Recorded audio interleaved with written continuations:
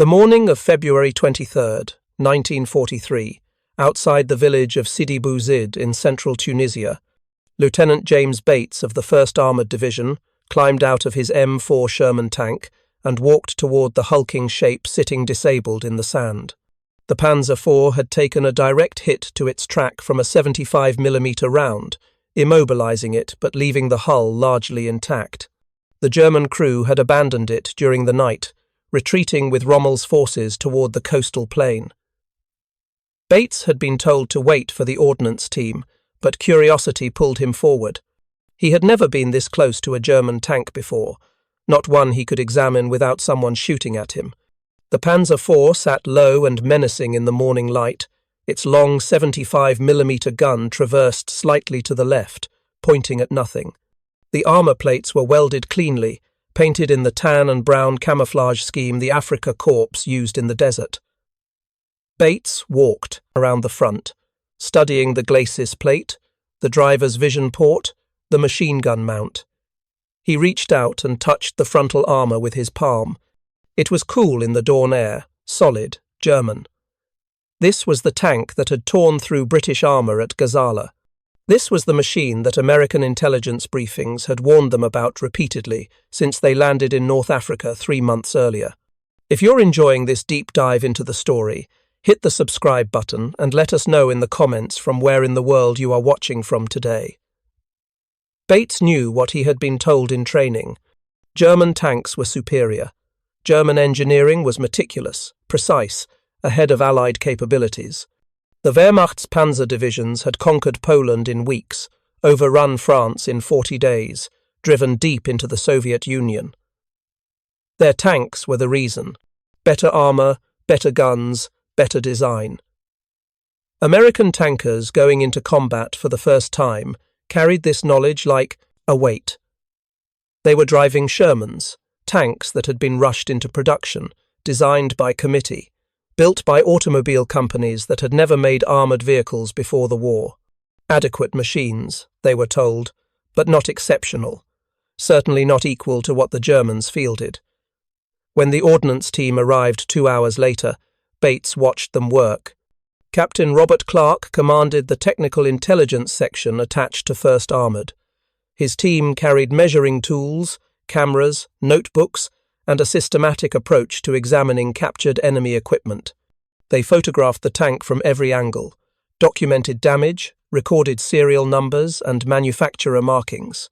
Then they began the detailed work of measuring armour thickness at multiple points on the hull and turret. Clarke used a portable ultrasonic thickness gauge, a relatively new piece of equipment that could measure steel plate without drilling through it. He placed the sensor against the frontal glacis plate, the main armour protecting the driver and hull gunner. He checked the reading twice, frowning. He moved to another spot on the same plate and measured again. Then he called over his assistant, Sergeant William Morrison, and had him verify the measurements independently. Morrison took his own readings, compared them with Clarke's notes, and looked up with an expression of confusion. The frontal hull armour on this Panzer IV OSV-G, one of the most recent variants the Germans were fielding in Tunisia, measured 50mm thick, not the 80 or 90mm that intelligence estimates had suggested, not the 100mm that rumour and fear had inflated it to in the minds of men preparing for combat. 50mm. The same thickness as the frontal hull armour on the M4 Sherman, which was 51mm at vertical mounting. Less effective than the Sherman's glacis when the American tank's armour angle was factored in. The mythology surrounding German armour superiority had deep roots, planted years before American soldiers ever faced panzers in combat. It began with newsreel footage of the Blitzkrieg, images that shocked the world in 1940 and 1941. German panzer columns rolling through the Ardennes forest, through the supposedly impassable terrain that French military planners had assumed would protect their northern frontier. Tanks crushing through defensive positions, infantry running before them, entire armies encircled and captured. The word Blitzkrieg itself, lightning war, carried psychological weight. This was a new form of warfare, mechanized and unstoppable. American military intelligence services studied German armor extensively in the years before the United States entered the war. They interviewed British officers who had faced panzers in France and in the North African desert. They examined destroyed German tanks when examples became available. They read German technical manuals captured in combat. They compiled reports on panzer tactics, armor specifications, and combat performance. These reports formed the basis of training materials distributed to American armored units preparing for deployment overseas. The intelligence assessments emphasized German technological sophistication. German optics were superior, providing better target acquisition and ranging. German armor steel was of high quality, properly heat-treated and face-hardened.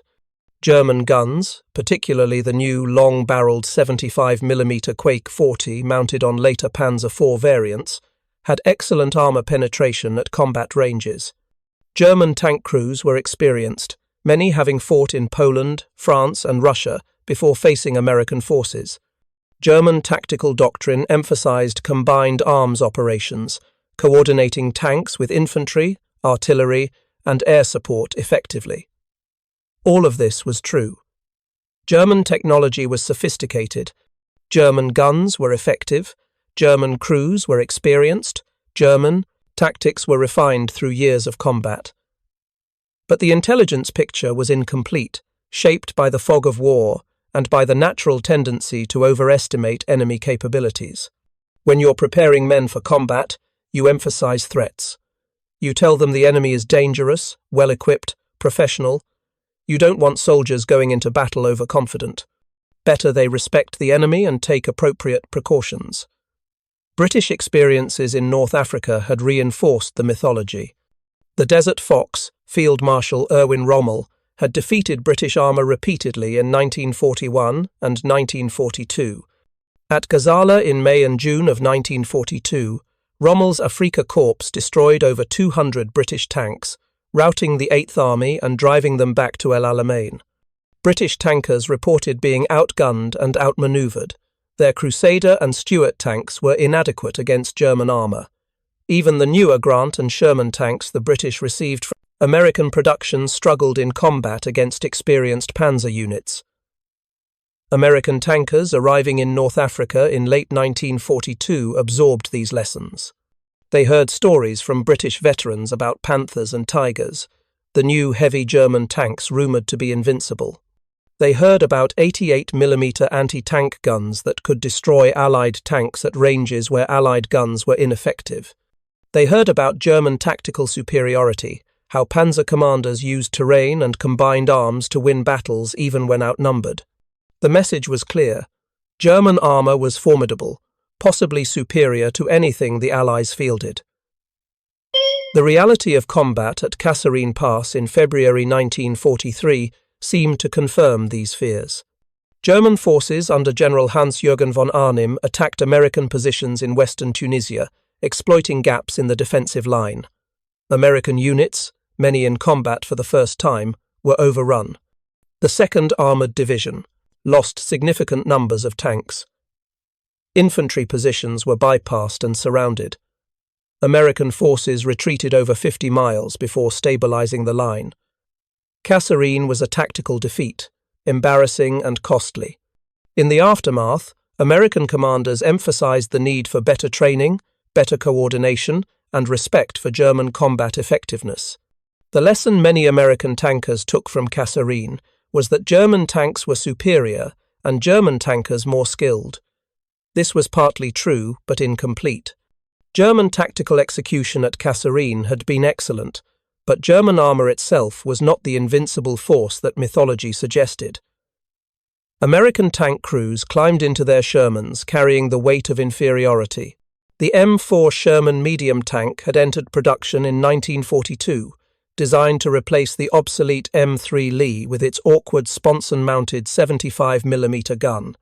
The Sherman was a compromise machine, balancing armour protection, firepower, mobility, and mechanical reliability. It was never intended to be the best tank in the world, just good enough to be produced in overwhelming numbers and shipped across oceans to fight on multiple continents simultaneously. The Sherman's specifications reflected American design philosophy. The tank weighed approximately 30 tons in its most common variant, the M4A1 with a cast hull. Frontal hull armor was 51 mm thick, mounted at a 56-degree angle from vertical, providing effective protection equivalent to approximately 75 mm against anti-tank fire. The turret front had 76 mm of armor on the gun mantlet.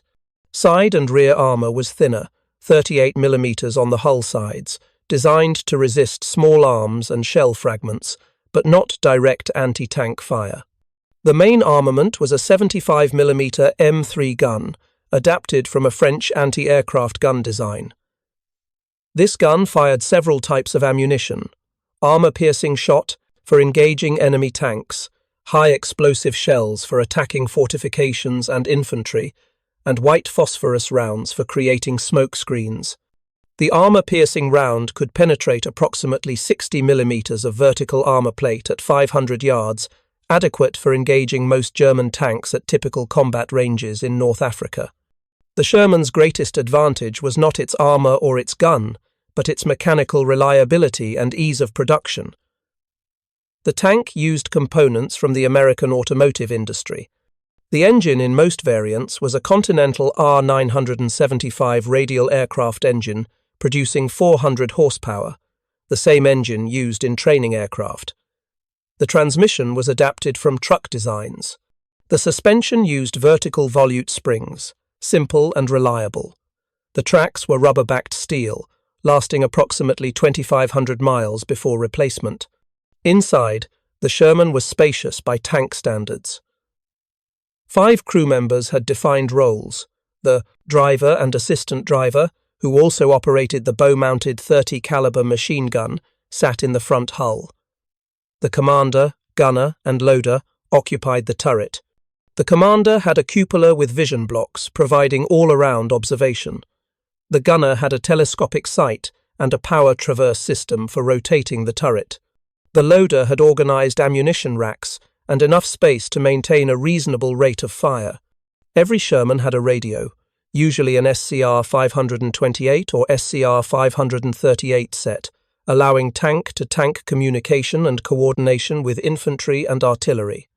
This was standard equipment, not a luxury reserved for command vehicles. American Doctrine emphasized communication and coordination.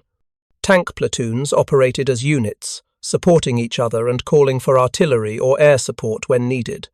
The radio was as important as the gun in American tactical thinking.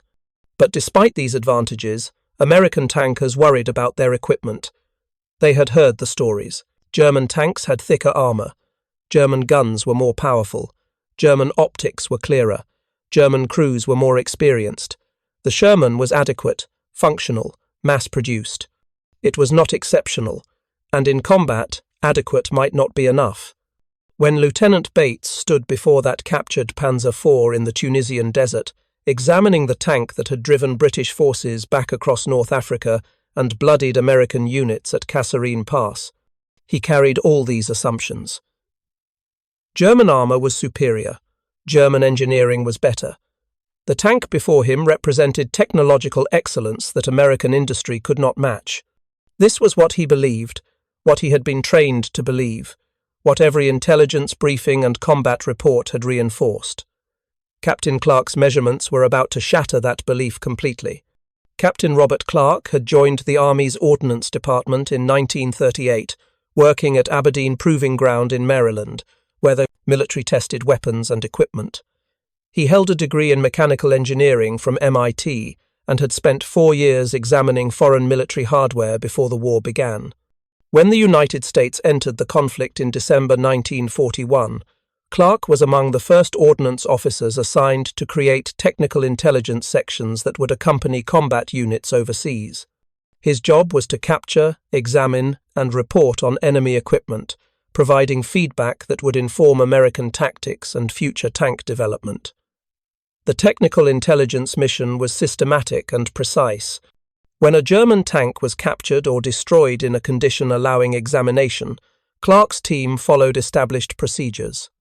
They photographed the vehicle from standardized angles, creating visual documentation that could be compared across different tanks and variants.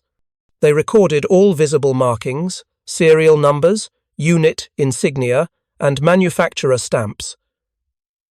These details helped intelligence analysts track German production, identify which factories built which components, and estimate manufacturing capacity. They documented damage patterns, noting where shells had struck and whether they penetrated. This information revealed which American weapons were effective against German armor and at what ranges. They examined internal components, studying the engine, transmission, suspension, gun mounting, and fire control systems. They measured armor thickness at multiple points, creating detailed armor maps that showed exactly how German tanks were protected. The portable ultrasonic thickness gauge Clarke used was a recent innovation, developed for industrial inspection, but adapted for military use. It worked by sending ultrasonic pulses through the steel plate and measuring how long the sound waves took to reflect back. The device could accurately measure armor thickness within 1 millimeter, providing reliable data without damaging the plate. Before this technology, Ordnance teams had to drill small holes through armor to measure thickness, a time-consuming process that sometimes weakened the very protection they were studying. Clarke placed the sensor against the Panzer IV's frontal glacis plate, the sloped armor protecting the driver's compartment. The gauge read 50 millimeters. He moved the sensor to different points across the glacis, checking for variations in thickness. German manufacturing was precise. Every measurement came back within 1 millimeter of 50. There was no doubt about the reading. The armor was uniformly 50 millimeters thick across the entire frontal hull. He measured the turret front next, the armor protecting the gun mantlet and the crew in the fighting compartment. 50 millimeters again. The turret sides measured 30 millimeters. The rear hull plate was 20 millimeters. The roof and floor were 10 millimeters. Clarke recorded every measurement in his notebook, cross-referencing them with measurements from other Panzer IVs his team had examined in recent weeks. The numbers were consistent. This was not an anomaly or a single tank built to different specifications. This was standard protection for the Panzer IV OSG. Clarke knew the specifications of the Sherman intimately. He had examined dozens of M4s during testing at Aberdeen before deployment. The Sherman M4A1, the variant with the cast hull that comprised much of American tank strength in North Africa, had frontal hull armor, 51 millimeters thick. But that armor was mounted at a 56-degree angle from vertical, not straight up and down like armor on older tank designs. The angling dramatically increased effective protection. When an anti-tank round struck angled armor, it had to penetrate through more steel than the plate's actual thickness, because it was traveling through the armor at an angle rather than perpendicular to it. The formula for calculating effective armor thickness based on angle was straightforward. A 51 millimeter plate at 56 degrees from vertical provided effective protection equivalent to approximately 75 millimeters of vertical armor against a perpendicular hit. The Panzer IV's glacis was also sloped, but only at about 20 degrees from vertical on this variant, providing minimal benefit from angling. Its effective protection was perhaps 55 millimeters equivalent. The Sherman's effective frontal protection was superior to the Panzer IV's, not by a huge margin, but measurably better. The German tank's thickest armor, the gun mantlet on the turret, matched the Sherman's turret front at 76 millimeters. Everywhere else, the protection was comparable or favored the American tank. Clarke stared at his measurements, checking them a third time. The mathematics were undeniable. The Panzer IV was not more heavily armored than the Sherman. In the most critical area, frontal protection against enemy fire, the Sherman was actually better protected. Sergeant Morrison voiced what Clarke was thinking. "Sir, intelligence briefings said these things had 80 to 90 millimeters on the front. We've been telling crews the Panzer IV outguns us and has better armor, but this." He gestured at the measurements. "This is the same as what we're sitting in." maybe worse when you factor the angles. Clarke photographed the armor measurements with the gauge visible in the frame, creating irrefutable documentation. He would file a detailed report when they returned to headquarters, but he knew the implications would take time to filter through the system.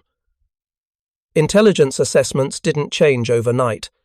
Thousands of American tankers already believed German armor was superior. That belief affected how they fought, how they approached engagements, how much risk they were willing to accept. Changing that mindset would require more than one field report from Tunisia. The systematic examination of captured Panzer IVs continued through March and April of 1943 as Allied forces compressed the Axis bridgehead in Tunisia. Clarke's technical intelligence section examined 17 different Panzer IV tanks in various states of damage.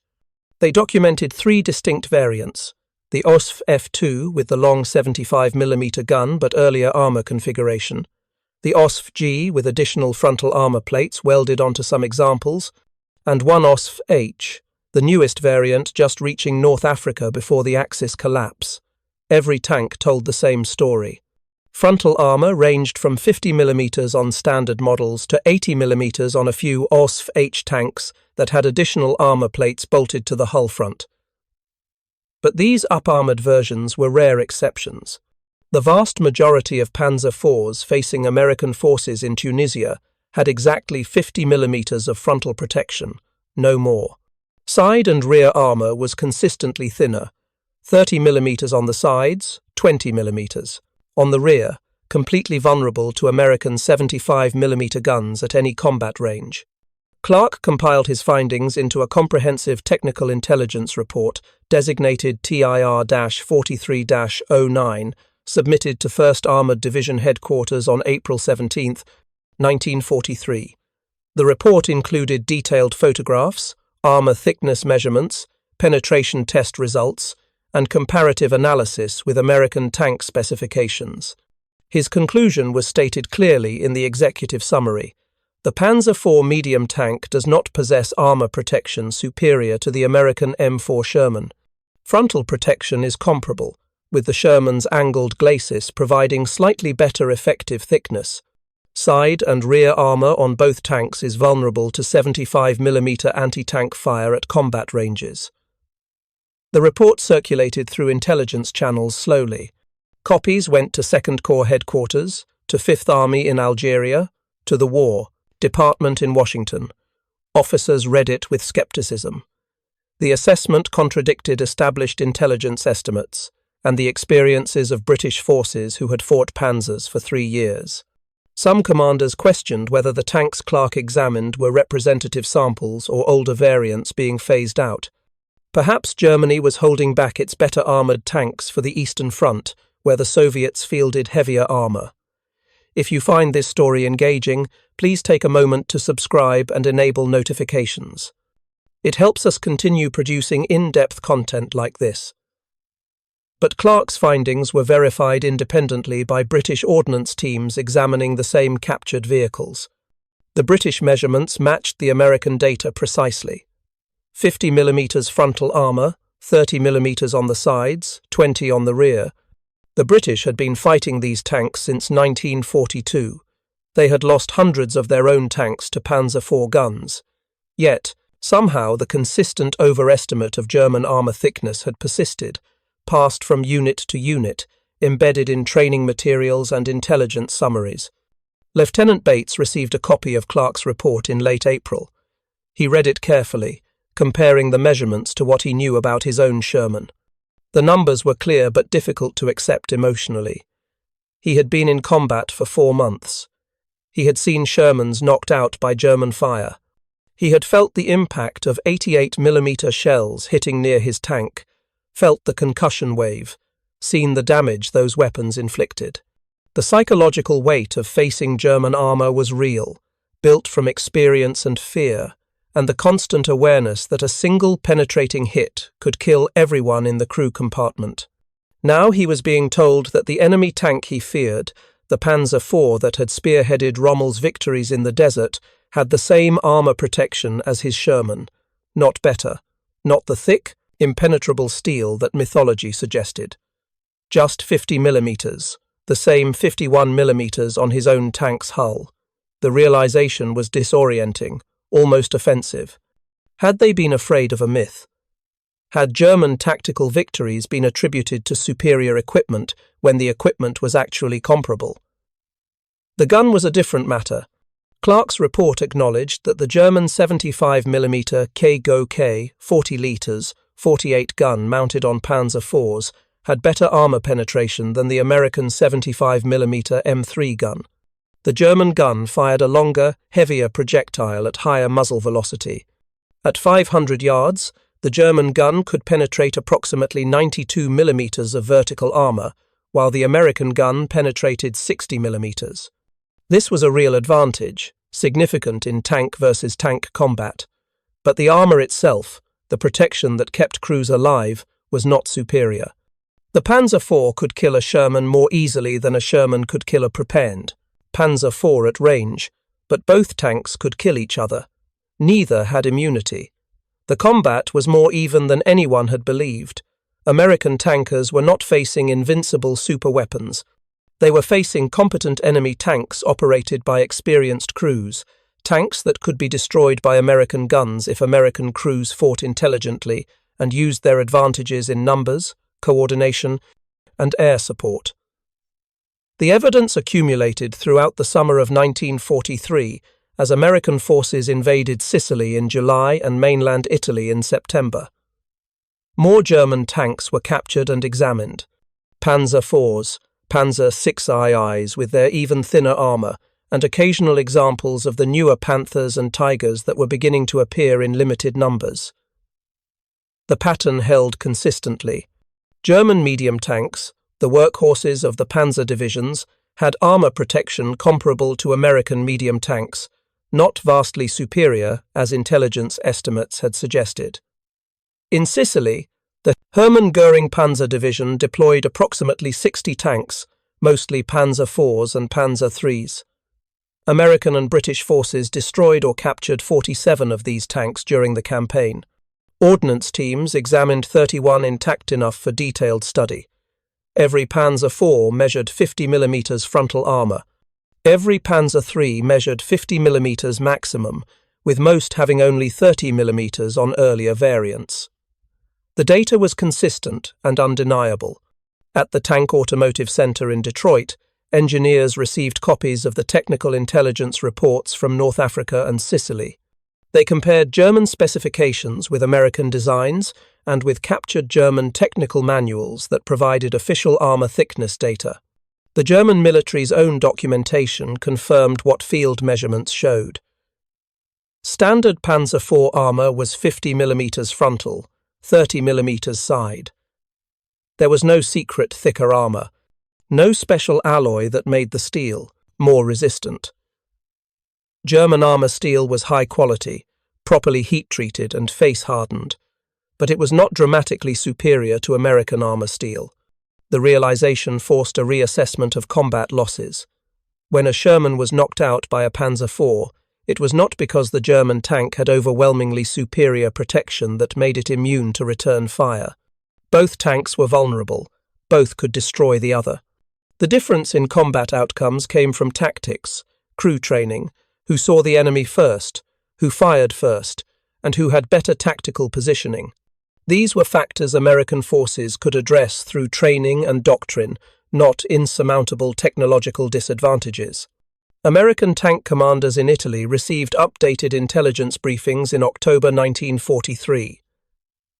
The briefings included photographs of captured Panzer IVs with armour thickness measurements clearly labelled. They included comparative tables showing Sherman and Panzer IV specifications, side by side. The message was clear. Your tank is not inferior. Your armour protection is comparable. Your gun is adequate at typical combat ranges. You can win tank engagements if you use proper tactics and fight aggressively. The psychological impact varied among crews. Some felt vindicated, their combat experiences making more sense in light of the new information. They had knocked out Panzer IVs in combat and now understood why their guns were effective. Others felt betrayed, angry that they had gone into combat believing they were outmatched when the reality was more balanced. A few remained skeptical, unable to reconcile the technical data with their subjective experience of facing German armour. Staff Sergeant Paul Fisher, a tank commander in the 1st Armoured Division who had fought through Tunisia and Sicily, recorded his reaction in letters home. "They told us today that the German tanks we've been fighting don't actually have thicker armour than our Shermans. They showed us the measurements from captured tanks, 50mm, same as us basically. I don't know whether to be relieved or angry. We lost good men fighting those tanks, thinking they had this big advantage. Turns out they were just better at using what they had. Makes you think differently about everything." The updated intelligence filtered through American armoured units slowly during late 1943 and early 1944. Training programs were revised to emphasize that American and German medium tanks had comparable armour protection. Tactical doctrine adjusted to encourage more aggressive engagement rather than defensive positioning based on assumed inferiority. The mythology of German armour superiority began to crack, replaced by a more realistic assessment grounded in measured evidence rather than fear and rumour. But the mythology didn't disappear entirely. Old beliefs die hard, especially beliefs formed under combat stress. Many American tankers continued to regard German armour with excessive respect, even after seeing the technical data. The psychological weight of facing an enemy who had conquered most of Europe couldn't be erased by measurement reports and intelligence briefings. Fear and respect, once established, persisted, even when the rational basis for that fear was shown to be exaggerated. The reassessment of German armour capabilities fundamentally changed how American tank units approached combat in the European theatre. By the time Allied forces landed in Normandy on June 6, 1944, American armoured doctrine had evolved beyond the defensive mindset that characterized early engagements in North Africa. Tank commanders understood their Shermans were not inferior to the Panzer IVs that still comprised the majority of German armoured strength. This knowledge translated into more aggressive tactics and greater willingness to engage enemy armour directly. The 3rd Armoured Division, landing in Normandy 2 weeks after D-Day, carried the lessons learned from 2 years of technical intelligence analysis. Officers briefed their crews using the actual measurements from captured German tanks. They showed photographs of Panzer IV armour with the 50mm thickness clearly marked. They emphasized that Sherman frontal armour, when properly angled, provided equal or better protection. The message was consistent: fight smart, use your advantages in numbers and coordination, but don't assume the enemy tank is invincible. Lieutenant Colonel Wilson Hawkins, commanding a tank battalion in the 3rd Armoured, later described the psychological shift in his unit history. "The men had heard all the stories about German supertanks before we landed. Tigers and Panthers dominated the rumours, but we made sure every crew understood the reality. Most German armour we'd face were Panzer IVs, with armour no thicker than ours. Our gun could kill them. Their gun could kill us. Even fight, decided by who saw first and shot first. That changed how aggressively crews fought. The statistical evidence supported this tactical evolution. In Tunisia, during early 1943, American tank units often hesitated to engage German armour, waiting for supporting arms or favourable positioning before committing to combat. The kill-to-loss ratio reflected this caution. American forces destroyed approximately 1 German tank for every 1.3 American tanks lost in direct armour engagements. By the Italian campaign in late 1943 and early 1944, after the armour measurements had been widely disseminated, the ratio improved to approximately 1-to-1. American crews fought more confidently, achieving parity in tank versus tank combat. In France, during the summer and fall of 1944, the ratio improved further to approximately 1.2 German tanks destroyed for every American tank lost when fighting Panzer IVs specifically. This improvement came partly from experience and better training, but also from the psychological confidence that came from knowing their equipment was adequate. American tankers no longer assumed they were outmatched. They fought as equals, using combined arms tactics and numerical superiority to achieve battlefield success. The reality of armor protection became evident in combat reports filed throughout the European campaign. When Shermans engaged Panzer IVs at typical combat ranges of 400 to 800 yards, both tanks could penetrate each other's frontal armor with well-aimed shots.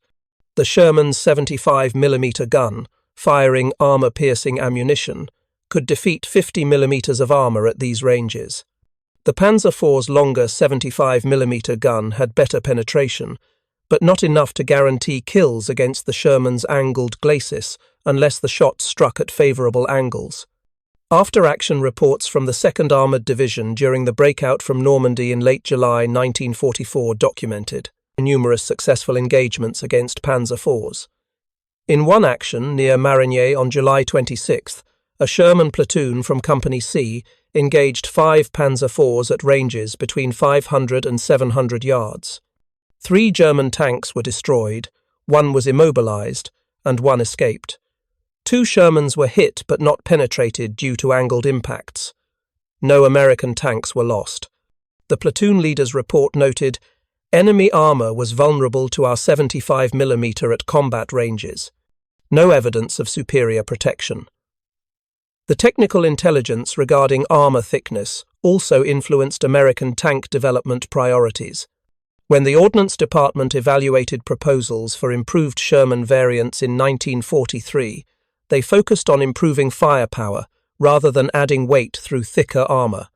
The understanding that German medium tank armor was comparable to American armor meant that incremental armor increases on the Sherman would not provide decisive advantage. Better guns that could defeat German armor at longer ranges were more valuable.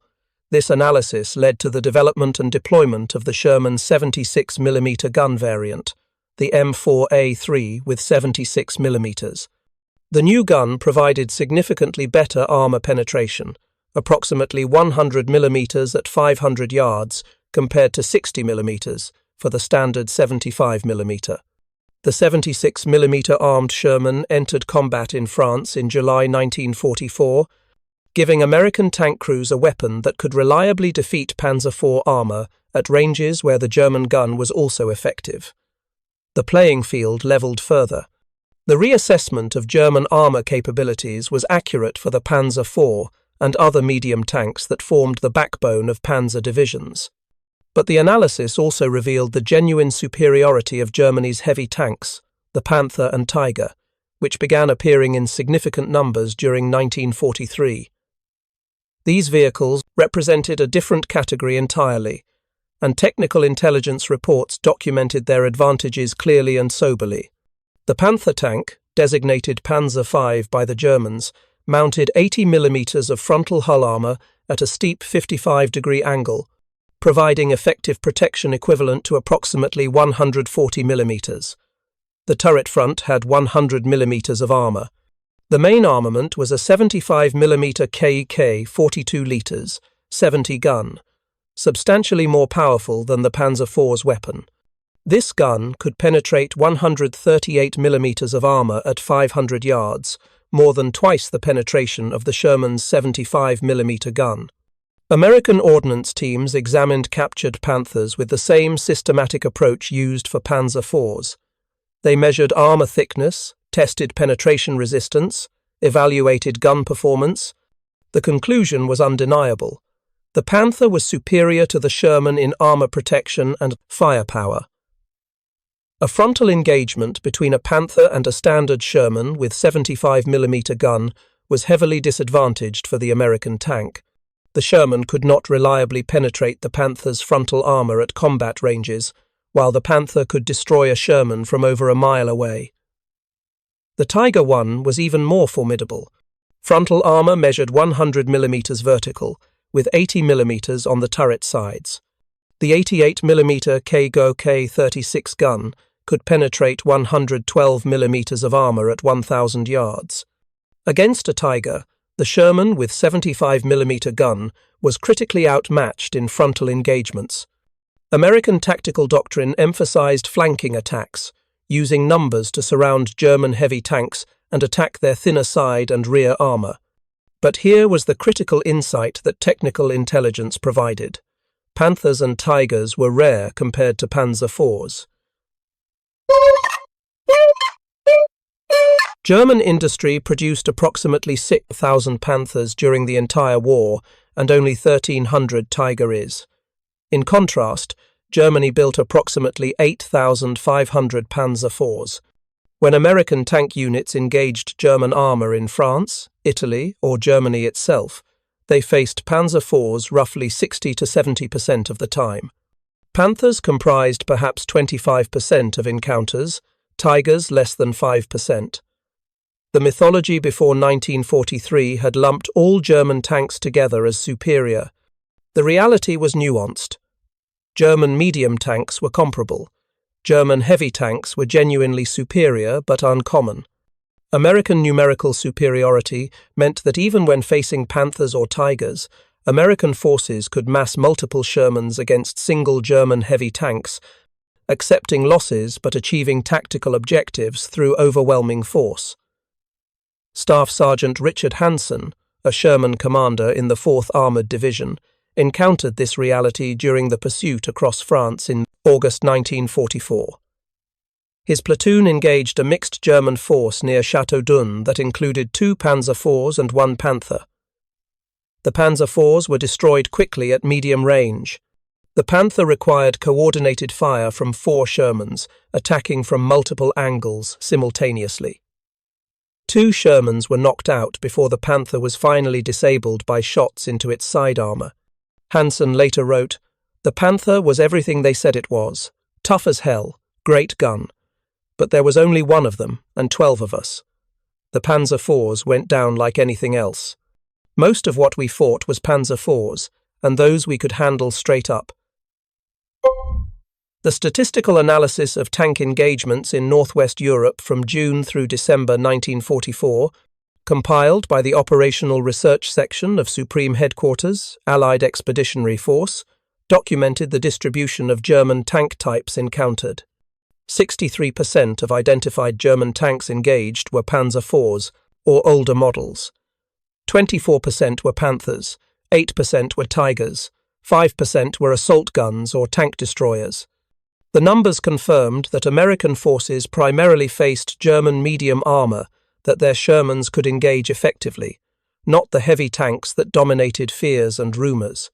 The intelligence reports also documented German production constraints. Panther and Tiger tanks required substantially more manufacturing time and resources than Panzer IVs. A Panther took approximately 150,000 man-hours to build. A Tiger took 300,000 man-hours. A Panzer IV took approximately 75,000 man-hours. Germany's industrial capacity, increasingly strained by Allied bombing and resource shortages, could not produce heavy tanks in sufficient quantities to equip all panzer divisions. Most units continued to rely on Panzer IVs supplemented by small numbers of heavy tanks. This reality meant that the revised assessment of German armour capabilities, recognizing that medium tanks were comparable while heavy tanks were rare, accurately reflected what American tankers would encounter in combat. The fear of overwhelming German technological superiority was replaced by a more realistic understanding. Some German tanks were better, but most were not, and American advantages in numbers and support arms compensated for individual vehicle weaknesses. The systematic examination of captured Panzer IVs in Tunisia during early 1943 represented more than just technical intelligence gathering. It represented a confrontation between mythology and measurable reality, between fear based on reputation and confidence based on evidence.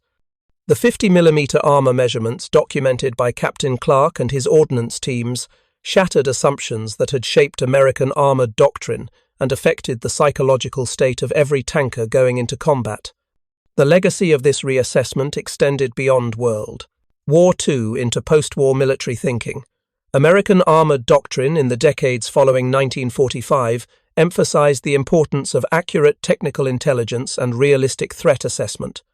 The tendency to overestimate enemy capabilities, while prudent for ensuring preparedness, could become counterproductive if it paralyzed initiative or led to excessively defensive tactics. The Panzer IV experience taught that systematic examination of enemy equipment provided better foundation for doctrine than assumptions based on enemy reputation.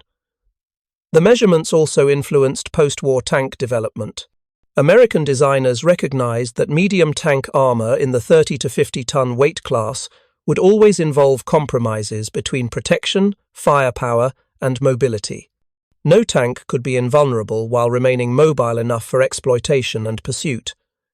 The M26 Pershing heavy tank, which entered combat in limited numbers during the final months of the European War, and its successor, the M46 Patton, reflected lessons learned from comparative analysis of American and German armor. These tanks prioritized firepower with 90mm guns capable of defeating heavy German armor, while accepting that their own armor remained vulnerable to enemy fire. For the men who had fought in Tunisia, Sicily, and Italy before the armor reassessment became widely known, the revelation carried complex emotions. Some felt vindicated, understanding that their combat successes against German armor reflected skill and proper tactics rather than just luck. Others felt betrayed by intelligence estimates that had overstated German capabilities, leading them into combat with unnecessary fear. A few remained skeptical, unable to reconcile technical measurements with their subjective experience of German armor's effectiveness. Lieutenant James Bates, who had been among the first to examine the captured Panzer IV outside Sidi Bou Zid, continued serving through the Italian campaign and into southern France. He survived the war and returned to civilian life in Ohio, where he rarely spoke about his combat experiences. In a brief oral history interview conducted in 1982, he reflected on the moment he learned German armor was not superior. It changed everything and nothing at the same time. Changed everything because you realized the equipment was fine. You weren't driving something inadequate. Changed nothing because people were still dying, tanks were still burning, and whether the armor was 50mm or 80mm didn't bring anyone back. But it helped to know we had a fair chance, that it wasn't rigged against us from the start. The broader historical significance lies in what the Panzer IV's armor measurements revealed about industrial warfare and the gap between perception and reality. Germany had developed a reputation for technological superiority based on early war successes and impressive heavy tank designs. This reputation influenced Allied thinking and tactical approaches throughout the war. But the reality was more nuanced. German medium tanks, the vehicles that actually fought most battles, were comparable to Allied medium tanks in protection and somewhat better in firepower.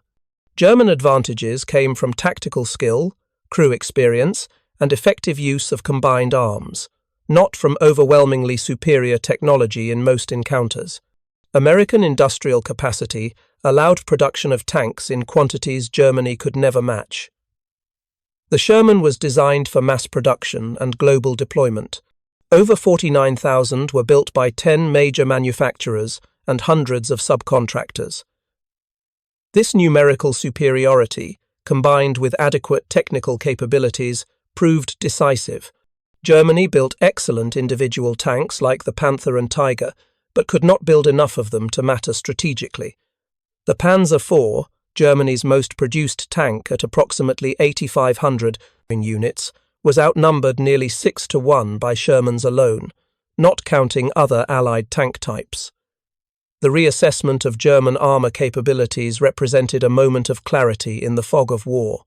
Technical measurements and systematic analysis cut through mythology and fear, revealing reality.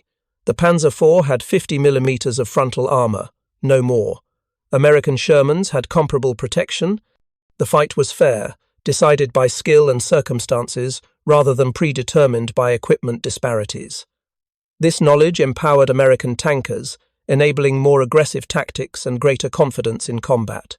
When Captain Clarke stood in the Tunisian desert measuring that captured Panzer IV, documenting dimensions that contradicted intelligence estimates and common belief, he was doing more than collecting data.